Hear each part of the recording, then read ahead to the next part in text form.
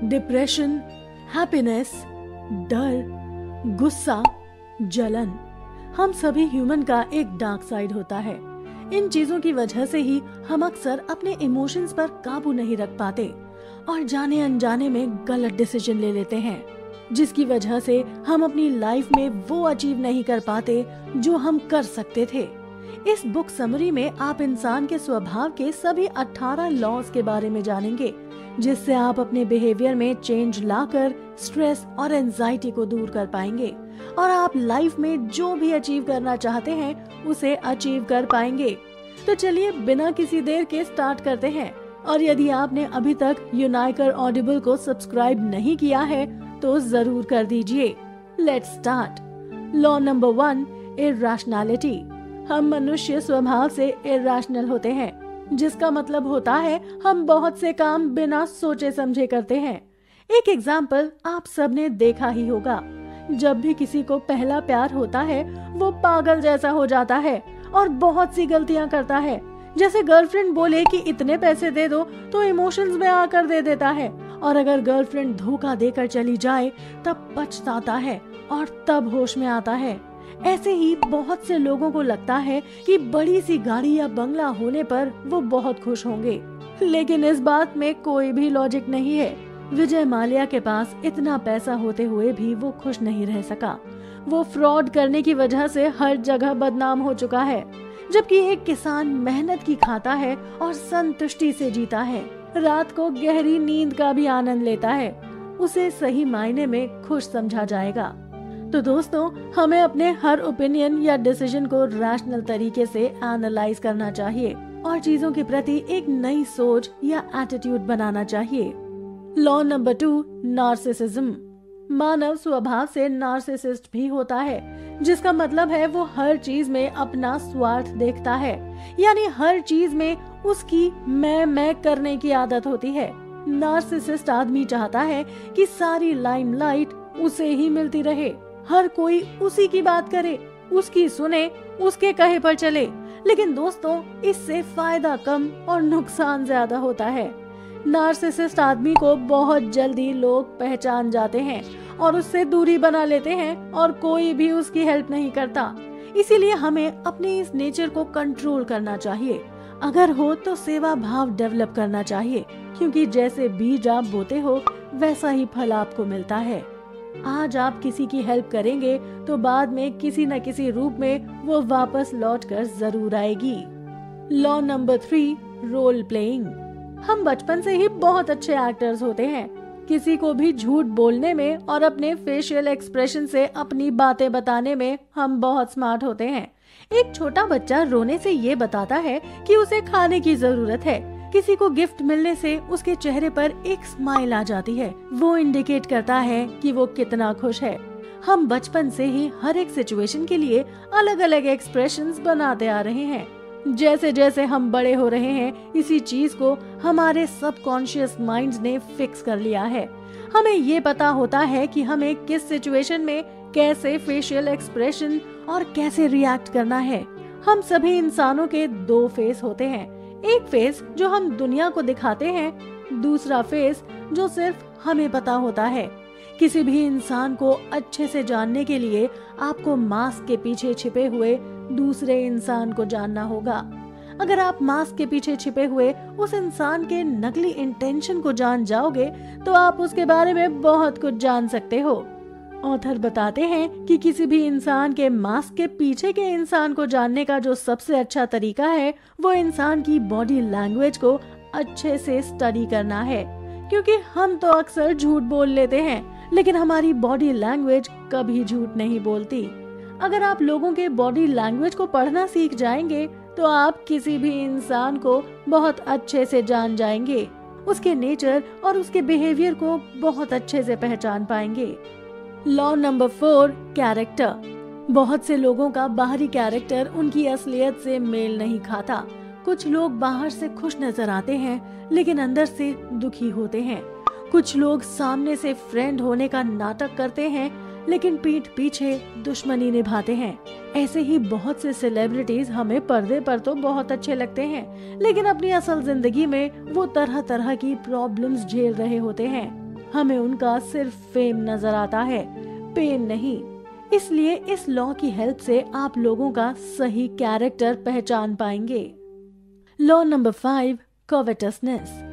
हम सभी के अपने अपने डिजायर्स होते हैं। कुछ लोगों के डिजायर होते हैं नई चीजों को सीखना, कई लोगों के डिजायर होते हैं नई चीजें ढूंढना, कुछ लोगों को नई चीजें करना बहुत पसंद होता है। ठीक वैसे ही हम सभी के अपने अपने डिजायर होते हैं। इसीलिए ऑथर बताते हैं कि अगर हम लोगों के डिजायर को जानेंगे तो उन्हें और अच्छे से समझने में मदद मिलेगी। एक अच्छे इंसान के अच्छे ही डिजायर होंगे, जबकि एक बुरे इंसान के बुरे डिजायर होंगे। जब आपको लोगों के बुरे डिजायर के बारे में पता लगे तो आप उनसे दूरी बना लें। ये चीजें आपके लिए बहुत अच्छी होंगी। आज हम अपने आसपास जितनी भी अच्छी और बुरी चीजें देखते हैं वो सब हमारे ही डिजायर की वजह से है। माइक्रोसॉफ्ट और एप्पल जैसी कंपनी भी किसी का डिजायर था, इसी वजह से वो आज बन पाई है। एक आतंकवादी संगठन भी किसी इंसान का ही डिजायर था, जो आज एक आतंकवादी समूह बन पाया। इसीलिए आप गौर करें कि लोगों के डिजायर्स क्या हैं। इससे आप उनके बारे में बहुत अच्छे से जान पाएंगे। ये सभी चीजें आपके काम तभी आएंगी जब आप ज्यादा से ज्यादा लोगों से बात करेंगे, उन्हें अच्छे से ऑब्जर्व करेंगे। तभी आप इन लॉज का यूज करके किसी भी इंसान को अच्छे से समझ पाएंगे। हम में से सभी एक दूसरे से अलग होते हैं, इसीलिए आप भी कोशिश करें कि आप अपनी जिंदगी में ज्यादा से ज्यादा लोगों के संपर्क में रहें, अपनी बातें आदान प्रदान करें, उन्हें समझने की कोशिश करें। Law number 6, short sightedness. इंसान शॉर्ट साइटेड भी होता है, मतलब दूर की नहीं सोचता। बहुत से लोग जॉब इसलिए लेना चाहते हैं क्योंकि उन्हें हर महीने सैलरी दिखती है। बिजनेस लगाने में तो काफी टाइम लग जाता है, लेकिन वो ये नहीं देख पाते कि 4-5 साल बाद बिजनेस से वो करोड़पति बन सकते हैं। लेकिन ऐसा नौकरी से संभव ही नहीं है। ऐसे ही बहुत से बिजनेसमैन होते हैं जिनको कुछ ही दिन हुए होते हैं स्टार्ट किए, और वो सोचते हैं कि अर्निंग क्यों नहीं हो रही, और उनमें पेशेंस नहीं होता। जैसे ही वो कोई ब्लॉग अपलोड करते हैं, उसे रोज चेक करने लगते हैं कि उनके ब्लॉग पर कितना ट्रैफिक आ रहा है। वो चाहते हैं कि तीसरे महीने से ही वो लाखों कमाने लग जाएं, लेकिन ऐसा नहीं होता। ब्लॉग को रैंक होने में लगभग 1-2 साल लग जाते हैं। ऐसे ब्लॉगर्स को जब 2-3 महीने में पैसे नहीं मिलते तो फ्रस्ट्रेट होकर वो ब्लॉगिंग छोड़ देते हैं। अगर वो दूर की सोचे और लगे रहें तो कुछ साल बाद उनका ब्लॉग पैसे कमाने लगेगा, और फिर वो मशीन की तरह हमेशा पैसे कमाता रहेगा। इसलिए दोस्तों, अगर आपका भी शॉर्ट साइटेड नेचर है तो इसे बदल लें। दूर दृष्टि यानी लॉन्ग साइटेडनेस विकसित करें, हमेशा दूर की सोचें। Law number 7, defensiveness. जब भी कोई हमें किसी चीज के लिए क्रिटिसाइज करता है तो हम डिफेंसिव हो जाते हैं, बहस करने लगते हैं या झगड़ा करने लगते हैं। लेकिन ये गलत बिहेवियर है। इसकी बजाय हमें रैशनल होकर देखना चाहिए कि बोलने वाला क्या सच में सही बोल रहा है। अगर सच में आपसे किसी काम में कोई कमी या त्रुटि रह गई हो तो अपोलोजाइज करें और उसे सुधार लें। इससे आप सबकी नजरों में एक प्रोग्रेसिव इंसान की तरह बन जाएंगे। सब आपकी सिचुएशन हैंडल करने की क्षमता को अप्रिशिएट करेंगे। Law number 8, self sabotage. किसी की भी जिंदगी में जरा सी मुसीबत आ जाए तो लोग नेगेटिव सोचने लगते हैं। इससे उन्हें स्ट्रेस और एंजाइटी हो जाती है। इसी को सेल्फ सैबोटाज कहा गया है, मतलब खुद को नुकसान पहुंचाना। मान लीजिए आप किसी जॉब का कंपटीशन टेस्ट क्लियर नहीं कर पाए, तो कुछ लोग ऐसा सोच सकते हैं, मेरी तो जिंदगी बर्बाद हो गई, या मेरी किस्मत ही खराब है। अगर ये नेगेटिव थॉट्स दिमाग में चले जाएं तो ये उनके लिए बहुत हानिकारक है, क्योंकि नेगेटिव थॉट्स से दिमाग सिर्फ निराशा और डिप्रेशन में चला जाता है। क्या बारिश के बाद सूरज नहीं निकलता? क्या रात के बाद दिन नहीं होता? इसीलिए टफ सिचुएशन में भी पॉजिटिव बने रहें। नेगेटिव बोलने की बजाय ये सोचें, अगली बार और मेहनत से पढ़ूंगा, इस चीज में सफलता नहीं मिल रही तो दूसरा ट्राई कर लेता हूँ। इस तरह से दिमाग को हमेशा पॉजिटिव थॉट से भरें। Law number 9, repression. बहुत बार इंसान अपनी असली नेगेटिव फीलिंग्स को दबा देता है, इसे ही रिप्रेशन कहते हैं। कभी किसी पर गुस्सा आ रहा हो तो उसे दबा देते हैं, या कभी किसी चीज को पाने का लालच आ रहा हो तो उसे भी दबा देते हैं। लेकिन लेखक कहता है कि ऐसा करना खतरनाक हो सकता है। क्योंकि कई बार ये फीलिंग्स अंदर ही अंदर भयानक रूप ले लेती हैं और एक दिन फूट पड़ती हैं। गुस्से को दबाने वाले मर्डर कर सकते हैं और लालच को दबाने वाले बड़े बड़े फ्रॉड और स्कैम कर देते हैं। इसीलिए अच्छा है कि पहले तो नेगेटिव फीलिंग्स पाले ही नहीं, हमेशा पॉजिटिव रहें। लेकिन अगर आ भी जाती हैं तो उन्हें क्रिएटिव चीजों में लगा दें। गुस्सा आ रहा है तो एक्सरसाइज में उसे निकालें, इससे आपकी हेल्थ भी अच्छी हो जाएगी। किसी चीज का लालच आ रहा है तो भी किसी क्रिएटिव काम में लगाकर उसे मिटा दें। जब आप कुछ बनाएंगे तो आपको खुद पर गर्व होगा और लालच की फीलिंग्स नहीं रहेगी, क्योंकि क्रिएटिविटी को कोई नहीं छीन सकता। Law number 10, envy. इंसान की फितरत है कि वो हमेशा खुद को दूसरों से कंपेयर करता है। जब दूसरे के पास हमसे ज्यादा अच्छी चीज आ जाती है तो हमें ईर्ष्या या जलन होने लगती है। ये हमारी हेल्थ के लिए अच्छा नहीं होता। जलन का मतलब ही है कि ये आपको अंदर से जलाने लगती है। तो इस नेगेटिव इमोशन को भी पॉजिटिव बना लें। सबसे पहले जो आपके पास है उसके लिए ईश्वर का धन्यवाद करें, क्योंकि करोड़ों लोगों के पास खाने के लिए 2 वक्त की रोटी भी नहीं होती। गाड़ी घर तो दूर की बात है। Law number 11, grandiosity. हमें अपनी सीमा को पहचानना चाहिए। ऑथर कहते हैं कि हम सभी लोगों के अंदर खुद के बारे में हमेशा ऊंची सोच होती है। जब हमारे ऐसे विचार रियलिटी से अलग हो जाएं, तो हम बनावटी हो जाते हैं। हम अपने आप को महान समझने लगते हैं और अक्सर एक छोटी सी सक्सेस भी लोगों को खतरनाक लेवल तक ले जाती है। हम ओवर कॉन्फिडेंस में आकर समझने लगते हैं कि हमारे पास गोल्डन टच है, जिसकी वजह से हमें सक्सेस मिल रही है। लेकिन असलियत में हमारी सक्सेस के पीछे लक भी हो सकता है। हम कभी भी दूसरों की मेहनत पर उनको क्रेडिट नहीं देते। यही कारण है कि हमारी सफलता बहुत देर तक नहीं टिकती। हमें अपने प्लान की सफलता पर जरूरत से ज्यादा विश्वास होना, क्रिटिसिज्म या आलोचना पर गुस्सा आना, किसी भी तरह के अधिकार को नापसंद करना एक दिखावटी इंसान की पहचान है। इसे मूल रूप से खत्म करने के लिए रियल होकर सोचना चाहिए। हमें अपनी सक्सेस को कभी भी अपनी ग्रेटनेस नहीं समझना चाहिए।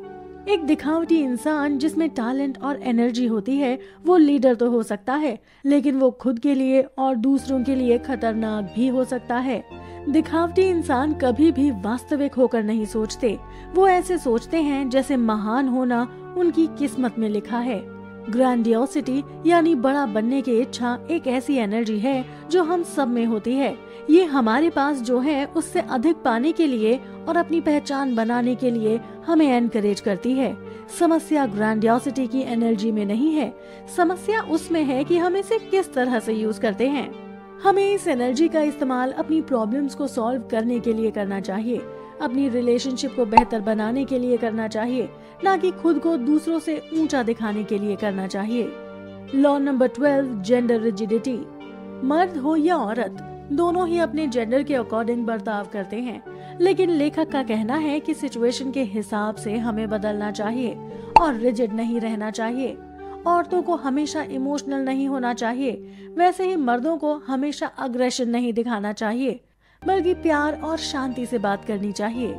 Law number 13, aimlessness. कभी भी किसी स्टूडेंट से पूछो उसकी लाइफ का गोल क्या है तो मैक्सिमम का आंसर होता है हमने अभी सोचा नहीं। दोस्तों, ऐसा ही हम सबके साथ भी होता है। या तो हमारे बहुत से गोल्स होते हैं या एक भी नहीं, और जिन्हें हम गोल मान बैठते हैं दरअसल वो गोल नहीं सिर्फ इच्छाएं होती हैं। एमलेस या गोललेस होकर हम लाइफ में कभी भी कुछ भी अचीव नहीं कर पाते। अगर आप ऐसी बस में बैठ जाओ जिसका पता ही नहीं है कि वो कहाँ जा रही है तो क्या मंजिल पर पहुँच पाओगे? इसीलिए लाइफ में कोई एम या गोल बनाइए और उसे पाने में जुट जाइए। Law number 14, conformity.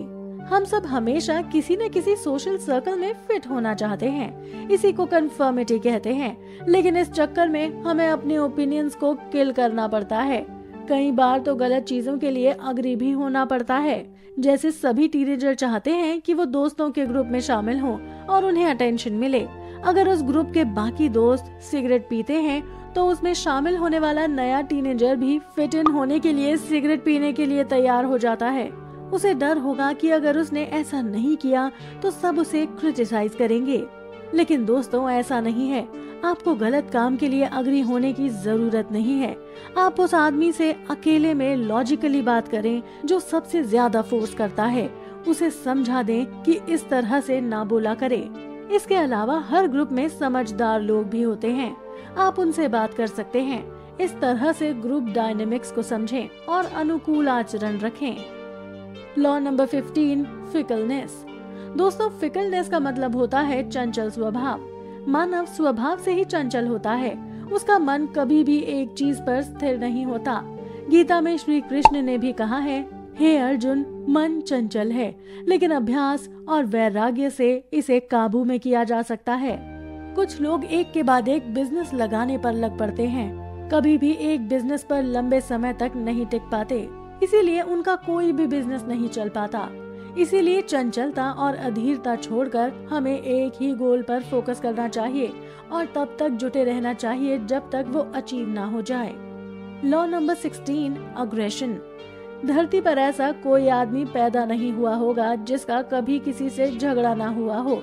हमारे अंदर कुदरती तौर पर अग्रेशन होता है, जिसे कई बार हम गलत तरीके से इस्तेमाल कर बैठते हैं। कुछ शादीशुदा मर्द अपनी पत्नी को मारते हैं, कुछ लोग दंगा फसाद करते हैं। इससे वो खुद भी खुश नहीं रह पाते। इसीलिए अगर आपको भी ज्यादा गुस्सा आता है तो उसे कंट्रोल करना सीखिए, उसे कहीं और चैनलाइज कर दीजिए, जैसे एक्सरसाइज, रनिंग या गार्डनिंग आदि में अपने अग्रेशन को यूटिलाइज करें। Law number 17, generation blindness. नई जेनरेशन पिछली जेनरेशन के सैक्रिफाइस को याद नहीं रखती, उनकी वैल्यूज और टीचिंग्स को भी नहीं समझती। जैसे इंडिया में बहुत से लोगों को पता ही नहीं होगा कि आजादी की लड़ाई के लिए हमारे पूर्वजों ने कितना संघर्ष किया है। आजकल हर कोई इंटरनेट का एडिक्ट हो गया है, कोई आपस में बात ही नहीं करना चाहता, हर कोई इंटरनेट पर बिजी रहता है। लेकिन सबको याद रखना चाहिए कि आपकी अगली पीढ़ी भी आएगी। अगर वो आपकी इज्जत नहीं करेगी तो आपको कैसा लगेगा। इसीलिए नई पीढ़ियों को अपने एल्डर्स का हमेशा सम्मान करना चाहिए, उनकी सीख को याद रखना चाहिए, वो कभी भी काम आ सकती है। Law number 18, denying mortality. जीवन की दौड़ भाग में आदमी ऐसा खो जाता है कि अपने आप को अमर समझने लगता है, लेकिन हमें हमेशा याद रखना चाहिए कि एक दिन सब यही रह जाएगा और हम इस दुनिया को अलविदा करके चले जाएंगे। जो पैसा कमाएंगे वो भी यहीं रह जाएगा और जो गाड़ी बंगला होगा वो भी। ये सब याद रखने से हम कभी भी किसी चीज की टेंशन नहीं लेंगे और हर चीज मजे मजे से करेंगे। आई होप आपको हमारी ये वीडियो बहुत पसंद आई होगी। यदि आप इन्हीं राइटर की book the 48 laws of power की बुक समरी देखना चाहते हैं तो लिंक आपको डिस्क्रिप्शन में मिल जाएगा। और ऐसी ही वीडियोस को देखने के लिए यूनाइकर ऑडिबल को सब्सक्राइब जरूर करें। अब मिलेंगे नेक्स्ट वीडियो में। अभी के लिए बाय बाय।